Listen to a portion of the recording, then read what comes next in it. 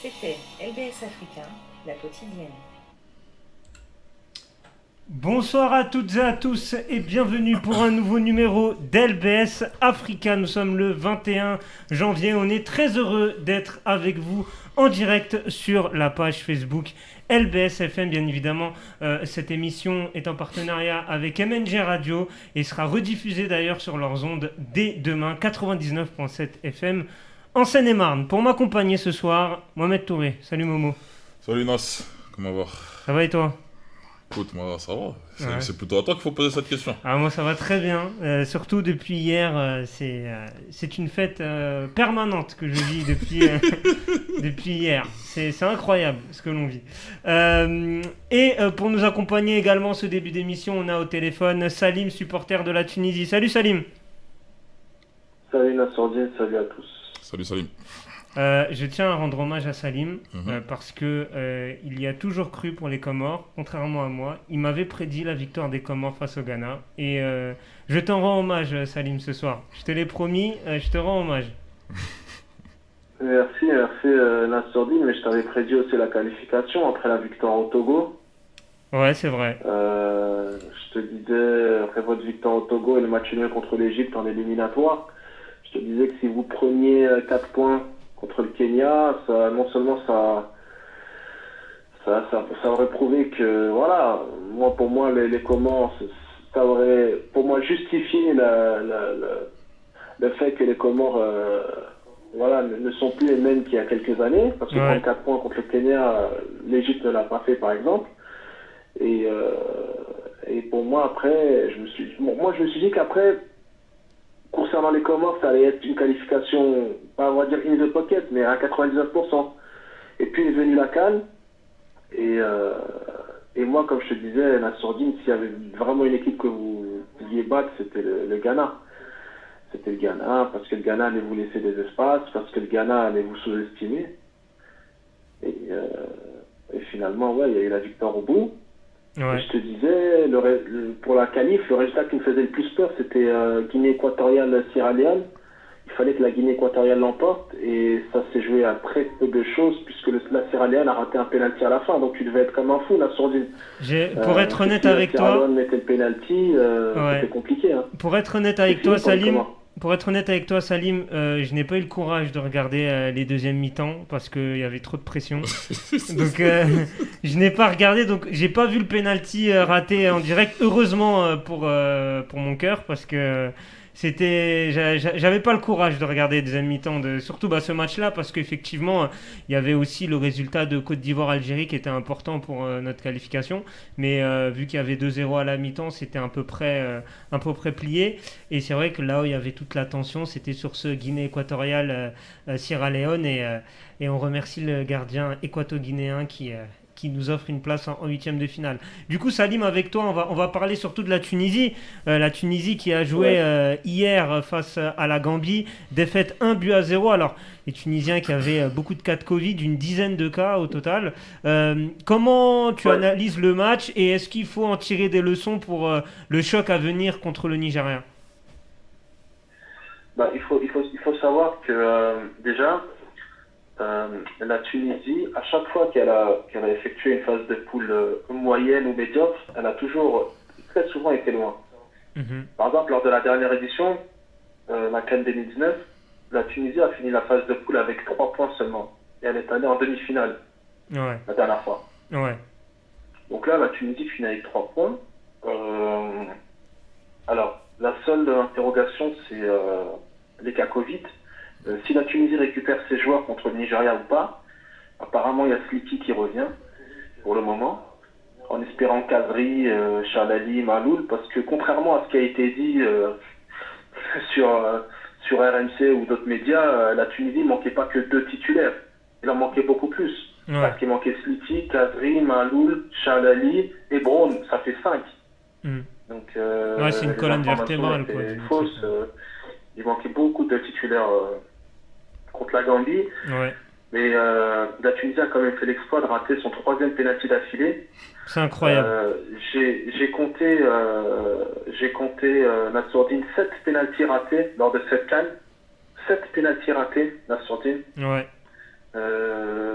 8 avec la Guinée-Bissau. 8 contre le Soudan, voilà. J'ai compté. Il y a Ah oui, lors de pénaltys. la première journée, La ouais. Tunisie, Mm. un du Maroc, la Guinée-Bissau a raté aussi, l'Algérie a raté, la Sierra Leone a raté et la Côte d'Ivoire a raté aussi. Donc par l'intermédiaire de Kessié. Donc ça fait 8 pénaltys ratés lors de cette phase de poule, c'est énorme.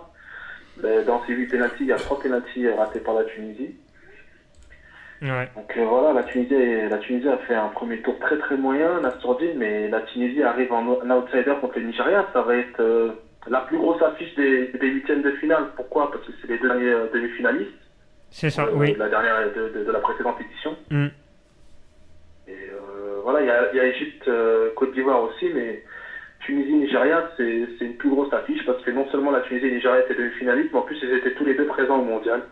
Donc c'est vraiment le gros choc de ces huitièmes de finale Nassourdine. Ouais, et en plus, ils seront en barrage pour une place à la Coupe du Monde 2022 au Qatar. Mohamed, comment tu le sens ce Tunisie-Nigeria et comment tu as trouvé, toi, la Tunisie sur cette phase de poule? Déjà, ça s'annonce être très très très très piquant cette affiche Nigeria-Tunisie. C'est vrai que les Tunisiens, avec tous les cas Covid répertoriés, on espère qu'ils vont récupérer un maximum de joueurs pour que l'opposition soit un minimum équilibrée. Parce que bon, il faut qu'ils puissent jouer leur chance à fond face à cette équipe nigérienne, qui est l'équipe qui a sans doute fait avec le Cameroun la plus forte impression lors de ces phases de poule. Ouais. Mais là, on va arriver en phase finale de CAN, 90 minutes, match à élimination directe. Le contexte sera tout autre, la pression sera différente et peut-être que le Nigeria, sachant que ce sera un match coup près, n'abordera pas les rencontres comme elle les a abordées en match de poule. Donc la Tunisie peut également tirer son épingle du jeu ce dimanche. Maintenant, il y a pas mal de paramètres, comme je disais, qui entrent en compte. Les cas Covid, la récupération, parce qu'il y a à peine 72 heures qui vont s'écouler entre le match qui s'est déroulé hier soir face à la Gambie et le huitième de finale qui va intervenir face au Nigeria. Mm. Donc il y a tous ces paramètres-là qui seront à prendre en compte pour la Tunisie. Et bon, moi comme je l'ai dit, j'espère que la rencontre sera équilibrée et que les Tunisiens vont récupérer tous leurs joueurs cadres pour cette rencontre, sachant qu'avant d'arriver, j'ai lu que le sélectionneur également était touché par le Covid apparemment. Donc c'est un petit peu une malédiction côté tunisien que le Covid. Là, tout s'est goupillé de la mauvaise des manières. Mais ils auront leur carte à jouer malgré tout. Comme l'a dit Salim, ils vont arriver en outsider parce que bon, le Nigeria sera sur le papier clairement favori de cette rencontre. Mais en qualité d'outsider, les Tunisiens ils nous ont montré lors du deuxième match face à la Mauritanie que ils pouvaient, dans un bon jour, lorsque les automatismes sont mis en place, lorsque les principes de jeu sont bien appliqués, ils sont capables de planter des buts et de faire des différences. Donc après, ce sera un adversaire d'un tout autre calibre que la Mauritanie, le Nigeria, qui a été très très solide durant ces phases de poule. Mais on n'est pas à l'abri d'une petite surprise. Moi, en tout cas, j'aimerais bien que la Tunisie fasse un petit exploit face au Nigeria. Comme ça dégagerait peut-être un petit peu la partie de tableau pour le Sénégal. C'est un intérêt égoïste. Très égoïste. Salim, sur la Tunisie, c'est quoi les points forts de cette sélection tunisienne? Qu'est-ce que tu pourrais nous dire là-dessus? J'ai pas bien entendu ta question, Nassourdine. Les points forts de la sélection tunisienne. Les points forts, quand elle est dos au mur, quand elle est un outsider, elle sort le grand jeu. Moi, je sais que les Nigérians sont vraiment ne voulaient pas tomber contre la Tunisie, préféraient tomber contre la Gambie. Ça, il faut quand même le rappeler parce que c'est vrai que la Tunisie était très moyenne dans cette phase de groupe, mais il faut aussi dire que c'est aujourd'hui, quand on regarde dans tous les meilleurs troisièmes, c'est le meilleur troisième, le plus costaud et le plus expérimenté de tous les meilleurs troisièmes. Il faut quand même le signaler, parce que c'est pas tout le monde qui a fait 5 Coupes du Monde, c'est pas tout le monde qui a une CAN, c'est pas tout le monde qui a fait plusieurs demi-finales. La Tunisie, c'est quand même une sélection qui a gagné des matchs en Coupe du Monde. Il n'y a pas beaucoup de nations africaines qui ont gagné des matchs en Coupe du Monde. C'est la première équipe africaine à avoir gagné un match en Coupe du Monde dans l'histoire. Je le rappelle, on est battu le Mexique 3-1 au Mondial 78. Donc dans l'histoire du football africain, c'est une nation majeure, ça fait partie des top nations. Même si elle est moyenne, même si elle a fait une phase de poule très très moyenne, ça reste quand même un adversaire compliqué à sortir. Et c'est la raison pour laquelle je disais que le Nigeria, vraiment, ils auraient préféré tomber contre la Gambie. Et c'est aussi un mal pour un bien, cette troisième place, Nassourdine, parce que le tableau de la Tunisie, il est, on va dire, pour la suite de la compétition, 6-8 il est beaucoup mieux que l'autre tableau. Parce que le tableau d'en face, t'as le Cameroun, t'as la Côte d'Ivoire, t'as l'Égypte, t'as le Maroc, t'as surtout le Cameroun qui est pays organisateur, alors que de l'autre côté, pour la Tunisie, l'adversaire, les adversaires dangereux, t'as le Nigeria là, après t'as éventuellement le Sénégal s'il passe, et éventuellement le Mali. Ouais. Donc on va dire que c'est un tableau qui est beaucoup plus jouable que celui d'en face, objectivement. Donc en cas de victoire, effectivement, ça peut être intéressant pour la suite de la compétition côté tunisien. Avant de te laisser, Salim, un mot sur le Nigeria, l'adversaire. Qu'est-ce qui t'a séduit dans cette équipe des Super Eagles ? Ce qui m'a séduit, c'est les latéraux déjà. Quand tu regardes les latéraux, ils n'en ont pas un sur deux. Ils ont deux latéraux de très haut niveau. Tu vois Zaidou Sanoussou à gauche, celui de Porto, et Aina à droite, celui du Torino. C'est du très très haut niveau. Tu as aussi Haribo au milieu de terrain, le milieu des Glasgow Rangers, qui est vraiment partout. C'est lui d'ailleurs qui contribue fortement à l'équilibre de l'équipe, parce que vu qu'ils ont des latéraux qui montent énormément, tu vois Haribo à chaque fois, il fait le boulot pour prendre leur place, pour les couvrir en cas de perte de balle ou de contre. Ouais. Donc ça déjà c'est pas mal tactiquement. T'as Iheanacho qui est sur un nuage, sachant que Iheanacho cette saison c'est le meilleur joueur offensif de Leicester, faut dire la vérité. Quand on regarde aussi, il y a l'absence de cadre, hein. Il y a l'absence de gros joueurs lors de cette CAN. Igalo, le buteur de la dernière CAN, il n'est pas là. Osimhen n'est pas là. Balogun, le pilier de la défense, n'est pas là. Tennis, l'attaquant de Watford, n'est pas là. Il se présente avec une équipe à la CAN, 104 joueurs majeurs, mais ils sont là. Ouais. Ils sont là, ils pratiquent le plus beau jeu. Ça me rappelle la Sourdine, toute proportion gardée. Hein. Je compare pas les stars, mais dans la manière de jouer, ça me rappelle le Nigeria des fins des années 90, début des années 2000. Dans leur manière de jouer, ils sont très entreprenants, ils vont vite vers l'avant, ils sont très techniques. Franchement, c'est très plaisant. C'est la meilleure équipe de cette CAN. Au niveau du jeu, c'est vraiment la meilleure équipe de cette CAN de très très loin.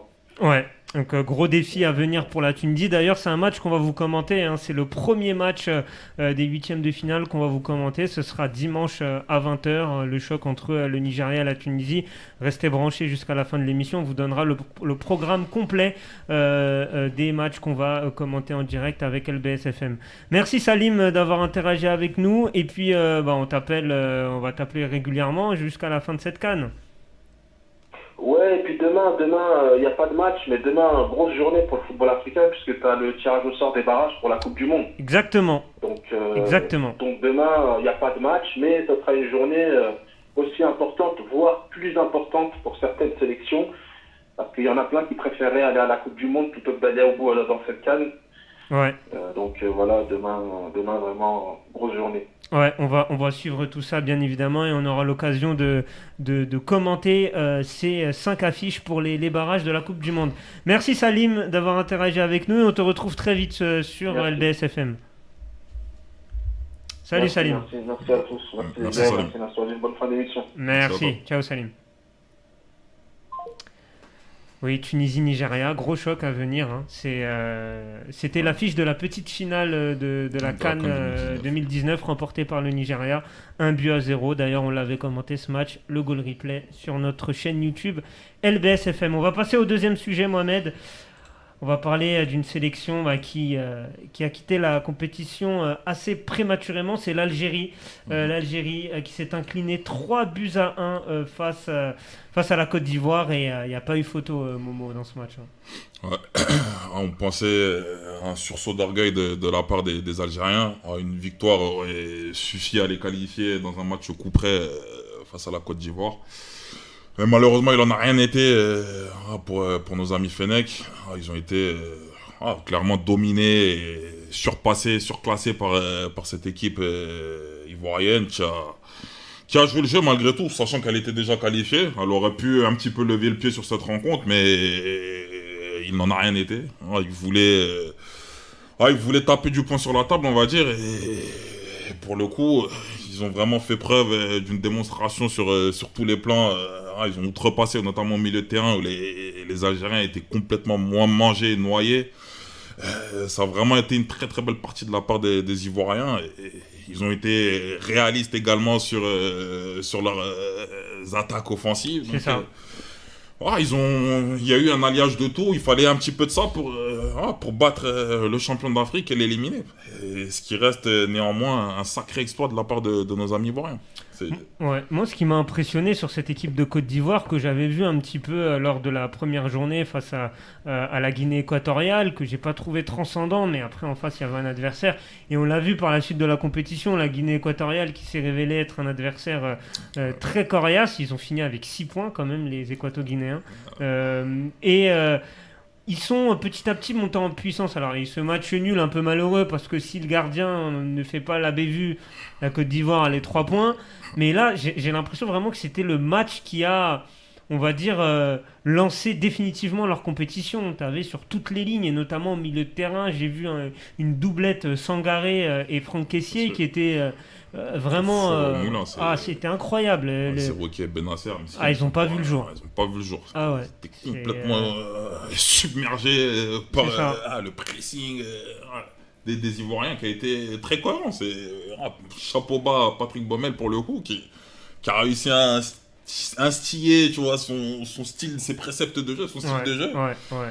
Force est de constater que la Côte d'Ivoire, ils seront pas faciles à bouger. Cette équipe, ça va être un poil à gratter, et j'ai trouvé que collectivement c'était assez cohérent. On a parlé du milieu de terrain, et en attaque ils ont été efficaces. Des mecs comme Gradel, c'est un ancien, c'est un vétéran, et il a fait un match extraordinaire. Nicolas Pepe qui en touche pas une à Arsenal. Le 3e but qu'il met, il faut le mettre. La provocation, il ouvre son pied, il trouve le petit filet. Tout ça, c'est cohérent. Même un Sébastien Haller, même s'il n'a pas marqué hier, mais il s'est fondu dans cette équipe. Et j'ai l'impression qu'il y a un collectif qui se crée, même en défense. Ça a l'air d'être plutôt solide, alors qu'Eric Bailly n'était pas là. Il y avait quelques atermoiements lors des premiers matchs qui nous faisaient dire que défensivement, la Côte d'Ivoire, il y a des lacunes, il pouvait y avoir des lacunes. Ouais. C'est ce qu'ils nous ont laissé entrevoir, mais en tout cas sur cette rencontre d'hier, ils ont été très très très très solides sur tous les fronts. Ouais, solidité, c'est vraiment le mot qui correspond bien à la performance ivoirienne. Du coup, on va se concentrer sur l'Algérie. L'Algérie qui termine avec un petit point seulement. C'était face au Sierra Leone lors de la première journée. Un petit but marqué seulement, également pour les hommes de Djamel Belmadi. Qu'est-ce qui n'a pas tourné ? Est-ce que c'est... on va dire ce qui arrive très régulièrement aux champions en titre, c'est-à-dire une décadence et une élimination au premier tour qu'on voit régulièrement sur des compétitions internationales, ou ça va au-delà de ça ? Est-ce que c'est au niveau tactique, c'est au niveau des joueurs ? C'est quoi ton diagnostic ? J'ai envie de te dire que c'est un petit peu de tout, hein. C'est un mélange, un cumul de tout. Moi, après la défaite le premier match face au Sierra Leone 0-0, j'ai mis ça sur le compte de la chaleur, parce que malgré tout, l'Algérie s'était quand même procuré pas mal d'occasions. Tactiquement parlant, moi, il y a des choix de Belmadi que j'avais pas trop compris. Le fait de sortir Slimani pour faire rentrer Bounedjah. Alors que l'Algérie avait quand même le contrôle des opérations en seconde mi-temps. Il aurait pu instaurer un petit peu plus de pression dans la surface sierra-léonaise pour essayer de forcer la décision. Ça n'a pas été le cas. Je me suis dit, c'est le premier match, tranquille. Le Sénégal, on n'était pas mieux quelques heures auparavant. Donc tranquille. Le second match face à la Guinée équatoriale. Il fait le choix de jouer avec Bounedjah en pointe. Ils ont leurs occasions. En première mi-temps, ils sont pas réalistes, ils sont pas tranchants. Le scénario, le match avance, et tu sens que ils sont mentalement, il y a quelques erreurs, et tu sens qu'ils sont un petit peu friables. Et le coup près tombe sur coup de pied arrêté. Là, tu dis ouais, c'est pas l'Algérie qu'on a connue. Donc après, moi, j'ai mis ça sur le compte du record. les matchs à jouer. Il y a un petit peu de tout pour expliquer, si tu veux, cette élimination algérienne. Et hier, le match, bon, moi je pensais qu'ils allaient taper du poing sur la table et vraiment montrer à l'Afrique entière que même dos au mur, la fierté du champion, l'orgueil du champion. Malheureusement, il en a rien été. Ça a été une faillite mentale, collective, faillite individuelle de la part de certains cadres qui n'ont pas répondu présent littéralement. Tactiquement, les choix aussi du coach Belmadi, même si moi je ne veux pas remettre en cause le travail qu'il a fait durant ces 4 ans à la tête de la sélection, mais on n'a pas retrouvé le Jamel Belmadi de 2019 et qui a instillé dans cette sélection une certaine rigueur, une certaine emprise. Quand les adversaires ils arrivaient en face de l'Algérie, tu te dis ouais, t'as quand même l'Algérie en face. Est-ce que Belmadi il était moins inspiré, t'as parlé des choix qu'il a fait notamment en attaque, est-ce que tu trouves qu'il a aussi été moins inspiré dans la gestion de son groupe lors de cette CAN? Sans doute. Parce que pour ne pas arriver à tirer la quintessence de son groupe, qui était quand même de qualité, parce que quand tu regardes ligne par ligne, bon, mis à part le Sénégal peut-être, tu te regardes droit dans les yeux avec le Sénégal. Donc, cette équipe d'Algérie qui n'a pas réussi à tirer son épingle du jeu, en tout cas Jamel Belmadi qui n'a pas réussi à sublimer ses joueurs comme il l'avait fait en 2019. En 2019, c'était incroyable, ils venaient d'arriver en sélection. À chaque match, ils avaient le mort entre les dents, ils étaient là au taquet lors des phases de pressing, de récupération, ils étaient vraiment comme des chiens, quoi. Ils étaient acharnés. C'est ce qu'il a manqué. C'est vraiment cette grinta qu'il a manqué à cette sélection algérienne au cours de cette CAN. Donc, c'est malheureux à dire, c'est triste, mais j'espère qu'ils vont parvenir à se remobiliser rapidement pour des échéances qui vont arriver très très vite avec les éliminatoires pour la Coupe du Monde, enfin le barrage pour la Coupe du Monde. Et que voilà, cet épisode qui est triste et malheureux, parce que bon, sur une compétition à 24, être éliminé parmi les 8, en étant champion d'Afrique, c'est quand même une claque énorme, faut pas se le cacher, se leurrer. Bien sûr. Mais bon, il faut en tirer des leçons à leur niveau. Rester humble et repartir au combat et au mastic. Et voilà, il y a une grosse échéance qui peut arriver en fin d'année s'ils répondent présent en barrage lors du mois de mars. C'est ça. Et comme l'a dit Salim, le tirage au sort, ce sera demain. Exactement. Et on aura l'occasion de revenir là-dessus. Un dernier mot concernant Algérie-Côte d'Ivoire. La Côte d'Ivoire qui jouera l'Égypte, ce sera un autre choc également qu'on va vous commenter mercredi à 17h. Voilà, donc à suivre, voir si la Côte d'Ivoire continue à être sur la lancée de ce qu'ils ont montré face à l'Algérie. Pour moi, c'est avec le Nigeria peut-être les 2 équipes qui m'ont le plus impressionné lors de cette phase de poule. Enfin, surtout sur le dernier match, la Côte d'Ivoire, on va pas se mentir. Mais ça a été plutôt correct côté ivoirien. Juste un petit mot pour dire quand même, parce que j'avais envie de l'évoquer, c'est la qualif des Comores quand même. Je ne vais pas faire l'émission sans en parler. Bien évidemment, qualification suite aux résultats d'hier. Donc la victoire, on le rappelle, de la Guinée équatoriale 1-0 face au Sierra Leone, et la victoire de la Côte d'Ivoire 3-1 face à l'Algérie. Et aussi, je tiens à le dire également, sur les matchs de mercredi, les victoires du Nigeria et de l'Égypte face au Soudan et à la Guinée-Bissau.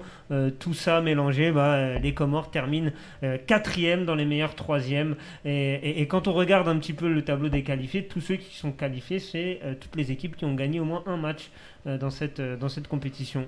Donc il n'y a pas une Portugal qui est avec 3 matchs nuls. Voilà.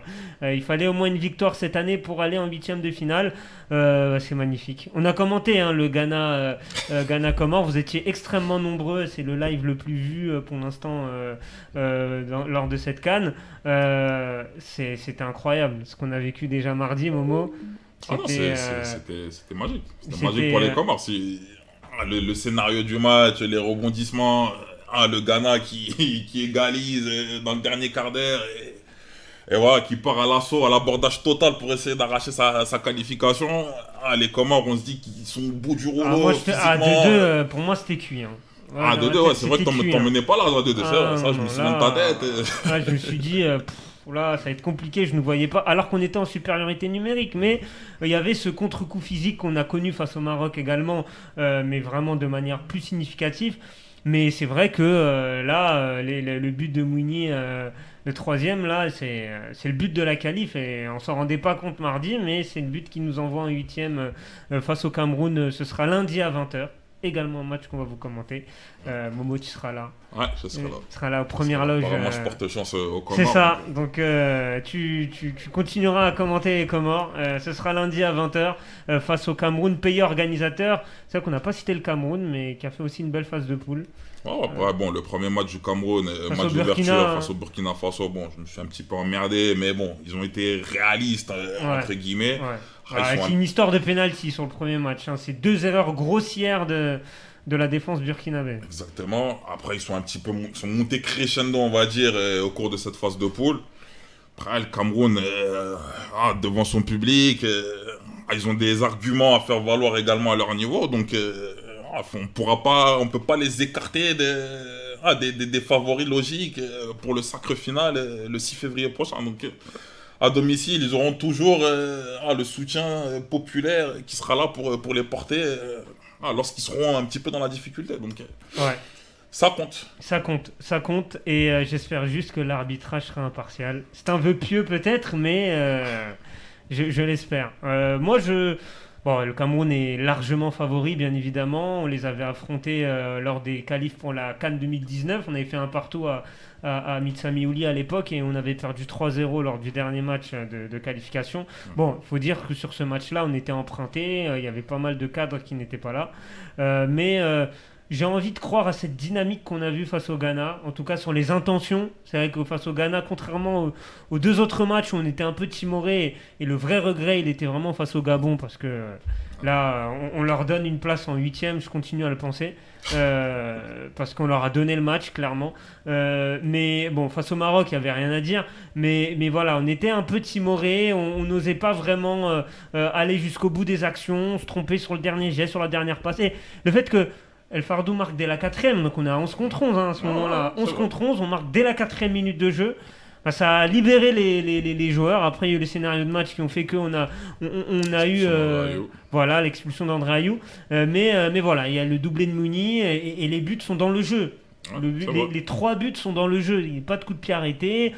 Voilà, c'est les 3 buts dans le jeu. Voilà, maintenant, il faut voir la défense. C'est un peu le point faible. Ali Hamada, alors j'ai beaucoup de respect pour lui parce qu'il est impliqué, je sais qu'il est impliqué dans l'équipe et qu'il fait beaucoup de choses pour la sélection, mais il faudrait quand même qu'il soit beaucoup plus régulier sur 90 minutes parce que là, contre le Gabon, il nous met dedans, contre le Ghana, il nous met dedans, il les relance.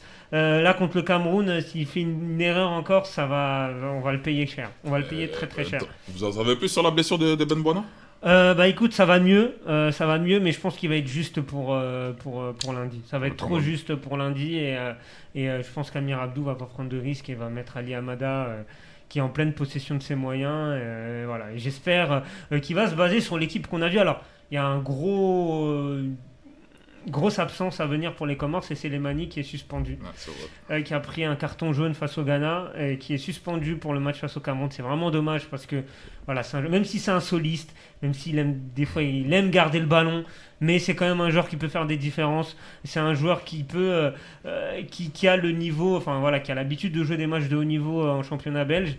Et c'est quand même une arme importante qu'on n'aura pas. Mais El Fardou sera là. Ahmed Mouni sera là. Mais pourquoi tu rigoles ? En plus, il t'a fait payer un resto et tu le respectes toujours pas. Je le respecte. C'est incroyable. J'ai du respect pour El Fardou. Bien sûr, t'as vu le but qu'il a mis. Attends. J'ai du respect. Quand même. C'est un vrai but d'attaquant qu'il a mis. C'est un vrai but d'attaquant. Voilà. Il a bien fermé son pied. Exactement. C'est un vrai but d'attaquant. Voilà. Il y a un peu de respect pour El Fardou. J'ai du respect pour El Fardou, contrairement à ce que tu crois. Moi, je t'en parle depuis des années. Tu vois, et là, tu commences à ouvrir les yeux. Donc c'est. Donc c'est bien. Non, voilà, on aura El Fardou qui sera là. Je pense que la défense, ça va être Mdaoma et Zahari.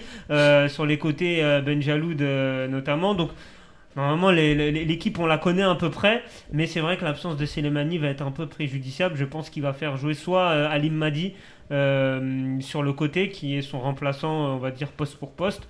Donc à voir. Mais en tout cas, j'ai hâte et j'ai vraiment envie qu'on démarre le match. On n'a absolument rien à perdre. C'est le Cameroun qui a la pression. Si ça se passe mal pour eux, ça sera plus grave que pour nous. Nous, notre CAN est déjà réussi. Donc là, il faut y aller. Et j'ai envie de vibrer. Et j'ai envie qu'il y ait du suspense dans ce match. Pourquoi pas une petite surprise à la fin des 90 ou des 120 minutes. Sait-on jamais. Sait-on jamais. Pour terminer ce LBS Africa, on va quand même parler du Sénégal, Momo, parce que oui. On n'était pas obligé, tu sais. Si, t'es là, donc on en profite. On n'en a pas parlé depuis. D'ailleurs, on n'en a pas parlé parce qu'on n'a pas eu l'occasion, malheureusement, de commenter un match du Sénégal. J'espère qu'on aura l'occasion d'ici la fin de la compétition. Le plus tard possible. Ouais, voilà. le 6 février. Ah, le 6 février. Le 6 février. Allah. Le Sénégal qui finit premier de sa poule. Mais voilà, s'il y a quelque chose de positif à retenir, c'est uniquement le bilan comptable. C'est-à-dire les 5 points. Donc une victoire de match nul. Un but marqué sur penalty 94e. Sadio Mané. Bon, pourquoi alors que Sénégal, sur le papier, on l'a dit, c'est l'effectif le plus fourni d'Afrique aujourd'hui. Pourquoi le Sénégal nous sert ce jeu inexistant, Momo? Si j'avais la réponse à cette question-là, non, c'est incompréhensible. Il n'y a pas de... Bon, après, on va mettre les choses en perspective. Bon, ça fait déjà 2-3 ans qu'on voit, même à la CAN 2019, on est arrivé en finale, mais c'était pas un jeu chatoyant. On s'en était plus remis à certains exploits individuels. Ouais. Bon, collectivement, c'était déjà un petit peu mieux que la bouillie qu'on nous a servi durant ce premier tour, parce que c'était clairement une bouillie. Je suis pas là pour défendre ma sélection ou quoi que ce soit, c'était vraiment catastrophique au niveau du jeu. Ouais. Bon, il y a eu quelques cas Covid également chez nous en tout début de compétition. Donc après, à l'UCC, ce qui nous rabâche, ce qui nous sort, c'est qu'ils n'ont pas eu de préparation, il n'y a pas eu de match amicaux pour bien se préparer. Certains membres, certains cadres de l'effectif ont rejoint l'effectif très très tard, la semaine qui précédait l'ouverture de la compétition. Mais tous ces éléments mis bout à bout n'expliquent pas cette faillite collective qu'on a ressentie au cours de ce premier tour. Parce que vraiment, c'était du hurrah football, comme tu m'as dit. Il n'y avait aucune transition. Les défenseurs, Abdou Diallo ou Koulibaly là, sur le dernier match, des longues ouvertures devant. Débrouillez-vous, prenez la balle et quelques exploits. S'il y a un exploit, Inch'Allah, il y a un exploit. Le football, c'est pas ça le football. Mais le problème, c'est qu'en 3 ans, ça fait 3 ans maintenant que le problème perdure. C'est à l'UCC ne tente que très très peu de choses. Il ne se réinvente pas. C'est toujours le même 4-3-3 dans lequel il est installé avec des joueurs qui ont des totems d'immunité, on ne sait pas pourquoi. Tu penses à qui ? À qui je pense. Donc là, je lui tape dessus, mais bon, le match, non, j'aime bien lui taper dessus. Mais là, sur cette canne-là, c'est pas le pire des joueurs que j'ai vu. Cheikhou Kouyaté. Encore mais c'est pas le pire. C'est pas le pire qui était sur le terrain. Parce que le second match, le second match face à la Guinée, au milieu de terrain, c'est quand même lui qui était là pour colmater les brèches et essayer d'embrayer un semblant d'action de transition offensive. Donc c'est pas le pire. Mais bon, là, l'UCC au moins ça a son crédit. Au moins il le met pas en charnière centrale là où je pouvais pas le voir. Parce que bon, son poste c'est un milieu de terrain de base. Qu'il arrête de le redescendre en charnière centrale. 2019, il joue en défense. Il joue en défense. C'est ce qui nous coûte... Ça nous a coûté très cher, ça, en final. C'est Sané qui défend mal sur le but. Sané et bon, Koulibaly, comment il s'appelle, Kouyaté, il n'est pas exempt pour reproche à ce moment-là également. Mais bon, on va pas refaire l'histoire. Qu'est-ce que je voulais aborder d'autre ? Par rapport au positionnement, le mec, il joue au milieu de terrain à Crystal Palace. Tu le vois qu'il réalise à chaque fois des bonnes prestations à Crystal Palace. Tu te dis, putain... T'aimerais bien voir réaliser ce type de séquence en sélection. Donc là, bon, je vais lui accorder un petit peu de crédit. Bon, Dieu merci, il sera suspendu le 8e de finale face au Cap-Vert. Non, restons sérieux, Nas, restons sérieux. Vas-y. Bon, Dieu merci, il sera suspendu. Et j'espère qu'à l'UCC, va prendre des risques. Parce que sur le banc de touche, on a des joueurs comme Moustapha Nam qui réalisent un très très bon début de saison avec le Paris FC. Paris FC, T'as le Pape Matar Sarr qui qui a du ballon, qui peut amorcer ce jeu de transition, qui peut casser des lignes au milieu de terrain, 0 minutes depuis le début de la CAN. Donc certes, bon, Pape Matar Sarr, il avait le Covid lors des 2 premiers matchs, je crois, si je raconte pas de bêtises, donc il est revenu que pour le 3e match. Ouais. Mais il est temps de monter autre chose. On n'a pas le droit, avec la qualité qu'on a sur chaque ligne, de proposer ce qu'on propose. C'est indigeste, c'est immonde. Ouais. C'est immonde. Donc face au Cap-Vert, j'espère vraiment que là, il a eu une semaine de préparation. Le dernier match, il avait eu lieu mardi dernier face au Malawi. Il a eu une semaine pour se préparer jusqu'à mardi pour le match face au Cap-Vert. Il y a vraiment intérêt à ce qu'il y ait du changement et du renouveau dans ce qu'il va nous proposer. Parce qu'on ne va pas pouvoir se taper des matchs comme ça, indigestes pendant à chaque tour. C'est pas possible. Même si après, bon, pour chacun des Sénégalais, si jamais voilà, tu proposes un jeu complètement indigeste et qu'à la fin, le 6 février prochain, tu nous dis qu'on gagne la CAN dans un jeu comme ça, je serais le premier à fermer ma gueule et à m'excuser auprès d'Aliou Cissé. Je le dis honnêtement. Ouais. Parce que je signe tout de suite pour ce type de scénario. Même si je suis prêt. Même si on va se faire chier. Ouais. Parce que regarder les matchs du Sénégal, franchement, depuis le début de la CAN, c'est un combat.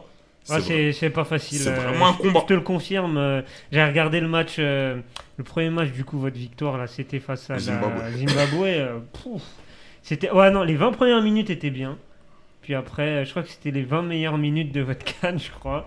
Puis après, il n'y a plus... Ils ont éteint la lumière. Et du coup, en termes d'individualité, en termes de composition d'équipe, voilà, quel joueur t'attend au tournant quel joueur ton... Bon, t'as parlé de Kouyaté, mais plus globalement, notamment au niveau offensif, comment tu vois l'équipe parce que Keita Baldé, des fois, était titulaire, des fois, il était pas titulaire. Sur le premier match. Voilà. Après, sa prestation du premier match a été telle que... Ça lui a coûté sa place pour les 2 matchs suivants. Est-ce que tu souhaites peut-être son retour comment tu vois l'animation offensive du Sénégal pour la suite de la compétition?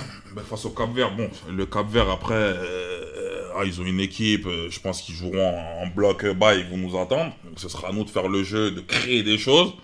Ils partiront en transition avec Mendes et Tavares et j'ai oublié le troisième attaquant cap-verdien.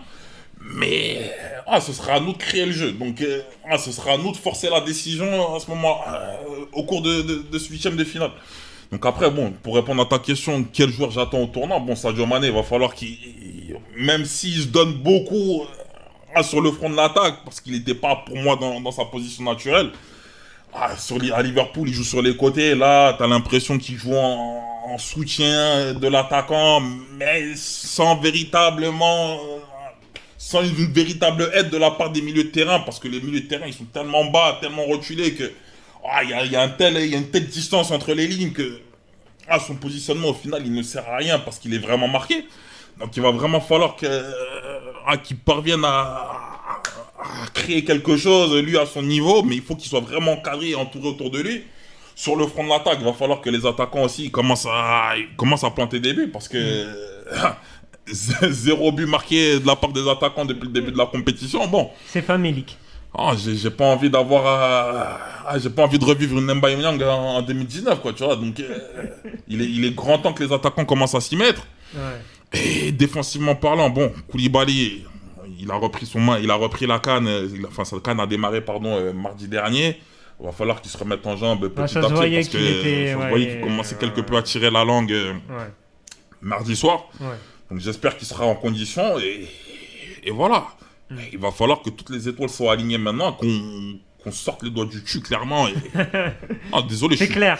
Cru, mais au moins c'est clair. Il va vraiment falloir que le Sénégal se remobilise, parce que sinon on va au-delà, on va à la catastrophe et à la faillite d'une génération. Là, je pèse mes mots. Là, Aliou Cissé, c'est la pression populaire qu'il y a autour de lui, elle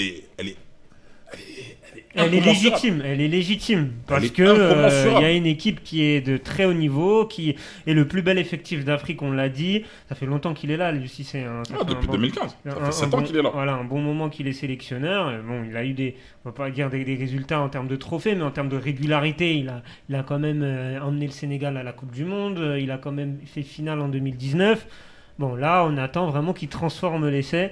Cette année 2022, elle va être cruciale pour lui, parce qu'il y a la CAN, il y a les barrages et potentiellement une Coupe du Monde à la fin de l'année. Déjà, si la CAN, il y a tout autre résultat qu'une victoire finale. Pour toi, il saute? ça va être difficile de le faire sauter avant le barrage de Coupe du Monde. Si jamais ça vient mal se dérouler au cours de cette CAN, ça va être difficile de sauter à ce moment-là. Ouais. Mais il passera pas l'été. Ouais. Il passera pas l'été du côté de Dakar, c'est sûr et certain. Bon, en tout cas, on va suivre le Sénégal, c'est une des sélections qu'on va suivre. Avant de terminer cette émission, les amis, on va vous rappeler les huitièmes de finale de cette compétition et les matchs qu'on va commenter en direct. Le premier huitième de finale, ce sera Burkina Faso-Gabon. Un petit pronostic, Momo? Burkina Faso-Gabon, je vois bien une petite séance de tir au but. Ah ouais, direct, quoi. Premier huitième, séance de tir au but, qualification. Allez, je vais mettre le Gabon. Ouais. Le Gabon qui est donc privé de ses deux vedettes, Lemina et Aubameyang, et pourtant ils ont fait un match correct face au Maroc. Ils ont fait 2-2. Ils ont égalisé dans les dernières secondes face au Ghana, ce qui élimine le Ghana par la suite. Parce qu'ils sont ensuite tombés face à une équipe incroyable. Comment Et ouais, le Gabon qui est surprenant en tout cas dans cette CAN, et le Burkina Faso qui est sorti de la poule du Cameroun, le Burkina Faso donc qui affronte le Gabon. Ce sera donc le premier match. Nigeria-Tunisie, on en a déjà parlé, ce sera le premier match qu'on va commenter dimanche 23 à 20h, donc le premier match ce sera à 17h le dimanche 23. On bascule sur le lundi 24, Guinée-Gambie. Guinée-Gambie, ton pronostic? Franchement, la Gambie, la Gambie, c'est quelque chose. Hein. J'ai regardé un petit peu leur match face au Mali et hier face à la Tunisie. C'est loin d'être dégueulasse. Hein. Attention à la Guinée, parce que moi, la Guinée, ils m'ont pas fait grande impression. Le Sénégal, ça a été. Ouais, ça a été. Après, c'est le Sénégal qui vraiment n'était pas au niveau. Il faut se dire les choses telles qu'elles sont. Mais ce sera un match très très ouvert et je n'ai pas à l'abri d'une surprise côté guinéen. Si je suis guinéen aujourd'hui, affronter la Gambie, je suis pas confiant. Je serais pas rassuré. Ouais. Alors que sur le papier, c'est une équipe qui a beaucoup plus d'expérience que la Gambie, qui vit sa première CAN, elle aussi. Et 2 victoires. 2 victoires. Ouais. 2 victoires. Et un match nul. Et moi, je pense que la Gambie éliminera la Guinée. C'est mon pronom. On salue Ibrahim, bien évidemment, s'il nous écoute. J'embrasse Ibrahim également. Aucune animosité ou autre, mais c'est mon ressenti. Ils ont une occasion pourtant d'aller en quart, là, parce que la Gambie, c'est vrai qu'elle est invaincue, qui termine seulement deuxième, mais pour une histoire de différence de but. Avec le Mali, par rapport au Mali, un but près, donc à suivre. En tout cas, ça va être intéressant. Le Cameroun face aux Comores, bien évidemment, le deuxième match qu'on va vous commenter, lundi 24 à partir de 20h. Pronostic? Bon, je serai avec les Comores, mais bon, Cameroun sera favori, mais je serai avec les Comores ce jour-là. Très bien. Bon, ce que je retiens, c'est que tu seras avec nous. Je serai avec les Comores. Tu seras avec nous. Je me passerai d'un pronostic pour ce match. Joker. Ah oui, j'ai même pas donné mon pronostic. Burkina Faso-Gabon, moi je vois le Burkina passer. Je vois le Nigeria passer face à la Tunisie. Je vois la Guinée face à la Gambie. Mardi 25 à 17h, Momo, le Sénégal face au Cap-Vert. Allez, là c'est l'occasion de nous sortir un gros match. Là pour mettre tout le monde d'accord. J'ai même pas besoin d'un gros match, j'ai juste besoin d'être rassuré sur le plan du jeu déjà. Déjà qu'il y ait des idées qui soient appliquées, qui soient mises en place, déjà rien que ça, déjà pour ma conscience, je serais un petit peu apaisé. Après avec une victoire quand même au bout, c'est la moindre des choses. Quand même. C'est la moindre des choses, je serais pas gourmand, même un petit 1-0, mais avec un renouveau sur le plan du jeu, je prends, vas-y, tranquille, y a pas de souci. Allez, moi je vais être gourmand, 3-0. Pour le Sénégal. Bon, je vais être gourmand. Je pense que tu es très optimiste. Ouais, je sais, j'en suis parfaitement conscient, mais là je me dis, c'est le moment de nous sortir le gros match là pour les Sénégalais. On continue le calendrier, mardi 25, troisième match qu'on va vous commenter, Maroc-Malawi à 20h. Voilà, Maroc-Malawi. Le Maroc qui a fait une phase de poule sérieuse, qui s'est fait un peu peur face au Gabon, mais qui a été plutôt correct. Cette équipe du Maroc, tu les vois, alors Malawi que tu connais du coup. Ouais, voilà. Face au Sénégal. Comment tu sens ce match, pronostic? Bon, la logique voudrait que le Maroc s'impose face au Malawi, bon, qui est une équipe très très honorable, mais bon, qui peut être... qui peut se faire bouger malgré tout. Donc après, attention au Maroc de ne pas revivre les fantômes du passé. Et je pense à la CAN 2019 face au Bénin. qu'ils soient tueurs, quoi. C'est surtout ça, qu'ils soient réalistes face au Malawi, qu'ils concrétisent leurs occasions pour s'éviter un match de la peur complètement inutile. Donc, Maroc favori. Ouais, je vois le Maroc passer quand même face au Malawi. Pareil. Victoire 1-0 des Marocains face au Malawi. Côte d'Ivoire-Égypte, on l'a brièvement évoqué. Moi, les Égyptiens, franchement, cette année, on en a même pas. Tu te rends compte, on n'a même pas parlé de l'Égypte, quoi. C'est vrai, on n'en parle pas. Elle nous a indiqué que c'est une sélection neutre. Elle s'est fait complètement surclasser face au Nigeria lors de la première journée. Elle gagne difficilement face. Alors, ils ont joué contre qui la deuxième journée? Non, c'est pas le Soudan. C'était la Guinée-Bissau. Elle gagne 1-0, mais à l'arrache. Et face au Soudan, ils s'imposent aussi. Mais bon, c'est pas transcendant, quoi, cette équipe d'Égypte. Je vais rester sur l'impression du match d'hier. Côte d'Ivoire. Face à l'Égypte. Ça me rappelle les remakes des finales 2006. 2006, ouais. 2006, finale de Cannes remportée par l'Égypte. Et le dernier, c'est le Mali. Le Mali face à la Guinée équatoriale. Le Mali, alors pas impressionnant, mais sérieuse, qui a gagné son match face à la Tunisie, qui a fait match nul face à une Gambie qui est quand même compétitive, même si, bon, je pense qu'il devait gagner ce match-là. Et il gagne 2-0 là face à la Mauritanie, qui est l'équipe la plus faible de cette CAN. Mais il fallait terminer le travail. Le Mali face à la Guinée équatoriale, qui a fait une belle phase de poule. 6 points pour la Guinée équatoriale. Moi, j'ai une grande affection pour la Guinée équatoriale. Ils vous ont rendu une fière chandelle, donc c'est le minimum que tu dois leur rendre. Non, mais j'ai beaucoup d'affection pour cette équipe, mais je pense que le Mali va s'imposer, mais difficilement. Je les vois s'imposer. Ce ne sera pas un match facile. Ouais. Ça peut même aller en prolongation sur un malentendu. Ouais. Mais après, bon, l'adversaire sera potentiellement le futur adversaire du Sénégal en quart de finale. Donc, je regarderai ce match. Un petit Sénégal-Mali, ça peut être pas mal. Non, c'est vraiment pour cette affiche-là, j'ai envie que le Mali passe. Alors, je lance un appel. S'il y a Sénégal-Mali en quart, je veux toi, Salim et Ousmane. Tous les 3. Et moi, je me pose là, je regarde. Pourquoi pas? Ça peut être sympa. Bon, à voir selon si les deux équipes passent et selon vos disponibilités, bien évidemment. C'est la fin de cette émission. Merci Momo de m'avoir accompagné. On se retrouve à partir de dimanche du coup pour le premier match qu'on va vous commenter, Tunisie-Nigeria. Voilà, ce sera notre ouverture pour les phases finales de cette CAN 2021. L'émission qui sera rediffusée sur les antennes d'MNG Radio 99.7 FM du côté de la Seine-et-Marne. Et puis merci à tous de nous suivre depuis le début de la compétition et on espère vivre une phase à élimination directe haletante avec des matchs à suspense et du beau football. C'est tout ce qu'on souhaite. Merci Momo, merci à tous et à dimanche. Salut à tous. Salut à tous.